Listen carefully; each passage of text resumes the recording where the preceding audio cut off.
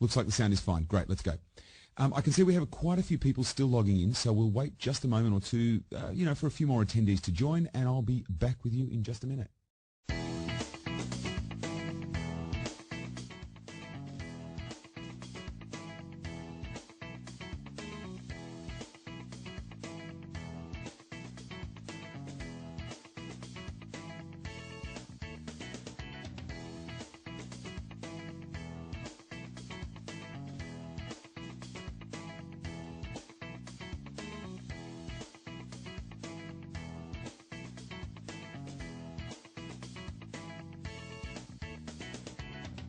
Okay, great. It looks like everyone has pretty much arrived, so let's get underway.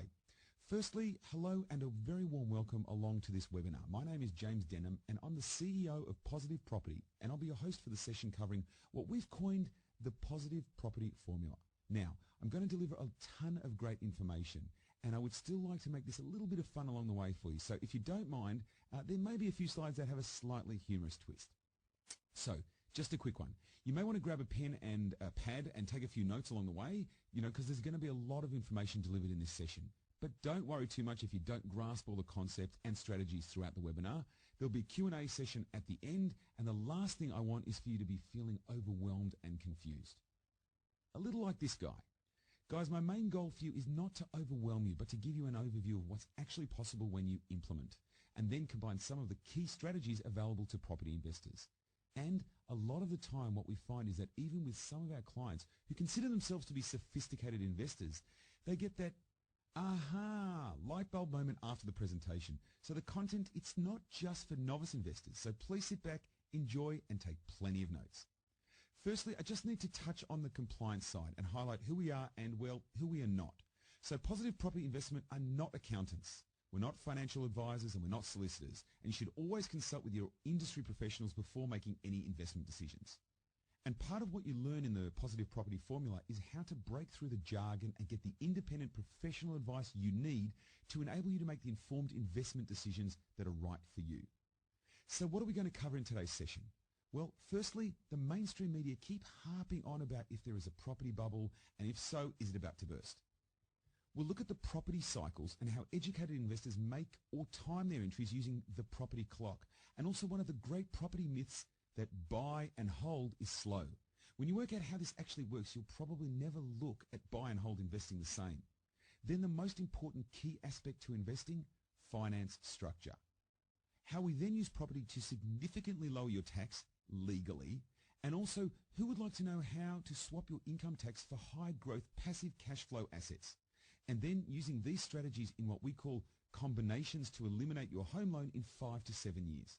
We're then going to delve into the importance of a strategic property plan and what that actually looks like. Then last but not least, we'll look at some live high cash flow and instant equity deals. And no, at the end of the webinar, you will not be required to buy a $10,000 mentoring or coaching program that comes with a year's worth of DVDs and workbooks to complete before you even consider looking at property, so you can rest easy. Guys, look, I say this tongue-in-cheek, but in case you haven't heard, we're in the midst of a property boom. So instead of spending your hard-earned money on an overpriced theory lesson, I'm suggesting decisive action and using your money more wisely as a deposit on a property. But firstly, who am I, and why would you set aside your valuable time and listen to me or my team? Which is a good question. Since I can remember, I've been involved in real estate. My parents have and still own and run a successful real estate business covering all facets from residential and rural sales, property management and auctions in a beautiful small country town that almost no one has heard of called Glen Innes. It's the kind of place, if you've ever driven through and you blinked, you would have missed it.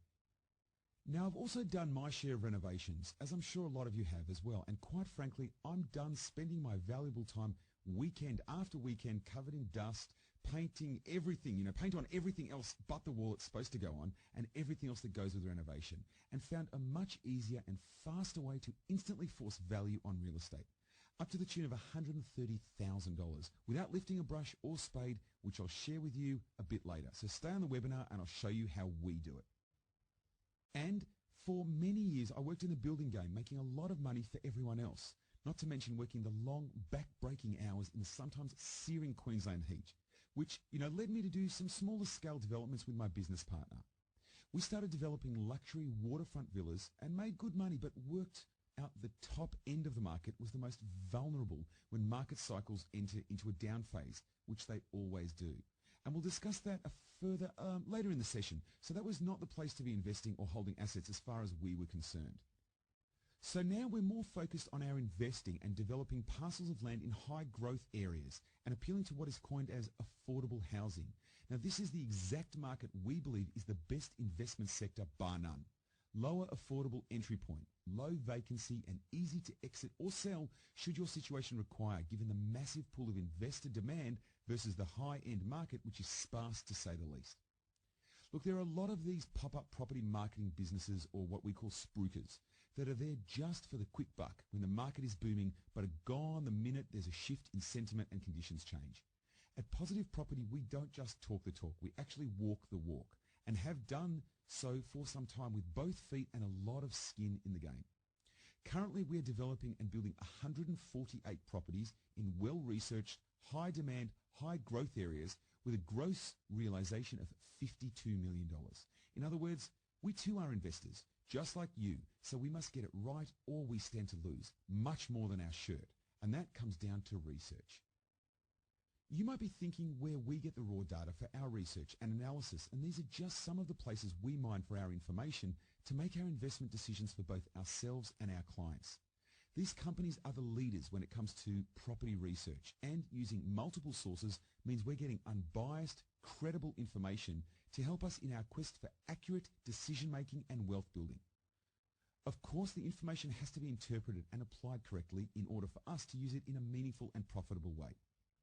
So at Positive Property Investments, we look to the best independent property researchers in the business, then decipher and deliver it to our clients in a simplified and easy to understand format, saving them the laborious hours research and expediting the process for them significantly.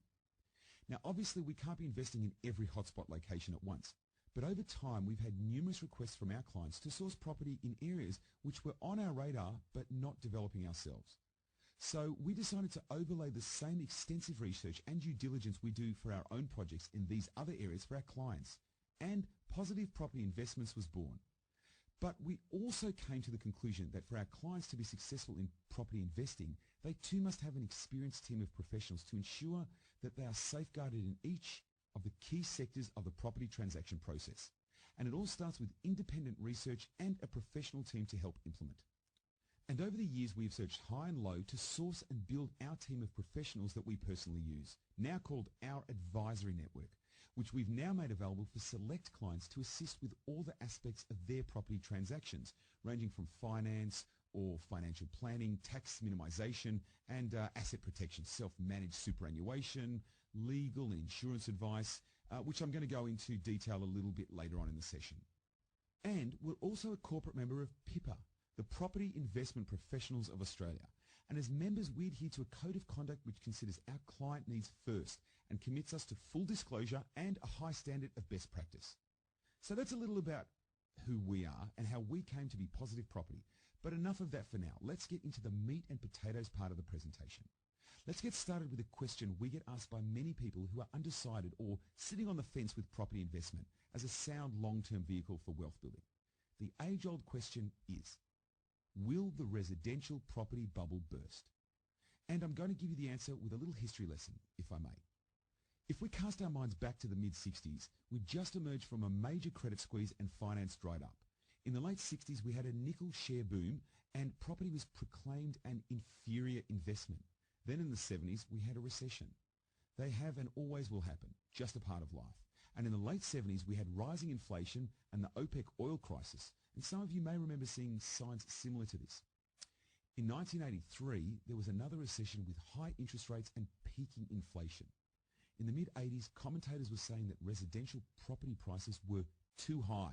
And I'm just wondering, has anyone on this webinar heard this familiar statement from the mainstream media lately? Then we had the infamous Black Friday stock market crash in October 87, where there was a fear of a 1930s type depression to follow. Oh, and then, of course, there was the famous recession we had to have in 1989 to 1990 when interest rates and inflation were too high. We also heard our children will never be able to afford to enter the market, or Prices will never go any higher. Don't invest in property. In 1991, we had record high unemployment of 11.3%. Market sentiment was that property would never rise in value again. In 1993 to 1994, Australia's foreign debt and current account deficit deterred